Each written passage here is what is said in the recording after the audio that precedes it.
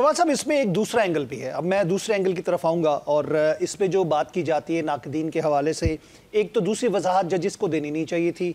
इसके साथ साथ ये वो तरमीम है जुडिशरी के हवाले से, इस्लाहात के लिए पीटीआई भी इसके ऊपर राजी थी, तमाम जमातें मुत्तफ़िका तौर पर चाह रही थी कि इस्लाहात की जाएँ और कॉन्स्टिट्यूशनल एक कोर्ट बनाई जाए।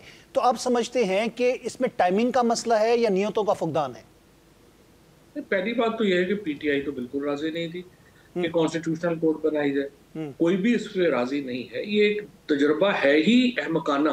पूरी दुनिया में कॉमन लॉ कंट्रीज में कॉन्स्टिट्यूशनल कोर्ट कहीं है ही नहीं है, सिवाय एक साउथ अफ्रीका के, जहाँ पे के अपार्थाइड के जजेस थे जो नस्ल परस्त हुकूमत ने अपॉइंट किए थे।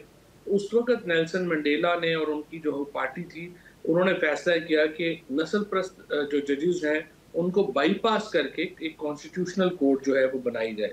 जब इसी तरह से नवाज शरीफ और बेनजीर भुट्टो के दरमियान जब चार्टर ऑफ डेमोक्रेसी हुआ था, तो उस वक्त पीसीओ के जजेस थे, तो उन्होंने सोचा कि 6 साल के लिए, कि जब तक इंडिपेंडेंट जजेस जो है वो बाकी नहीं आ जाते, हम एक कॉन्स्टिट्यूशन कोर्ट बनाएंगे जो कि सुप्रीम कोर्ट के ऊपर होगी। इसके अलावा कभी किसी कॉमन लॉ कंट्री में दो अदालतें नहीं होती, देखे ना, वरना तो हर सवाल जो है वो सवाल कानून का भी होता है और आइन का भी होता है। तो कैसे आप उसको डिस्टिंग्विश कर सकते हैं, क्या कर सकते हैं?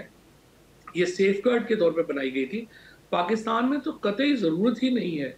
और सिर्फ जिस तरह से कामरान मुर्तज़ा साहब कहते हैं कि 157, 157 या 158 केसेस के लिए एक पूरी नई कोर्ट क्रिएट करना तो बिल्कुल ही अहमकाना बात है, जबकि दूसरी तरफ हज़ारों जो कोर्ट्स केसेस हैं वो यहाँ पड़े हुए हैं।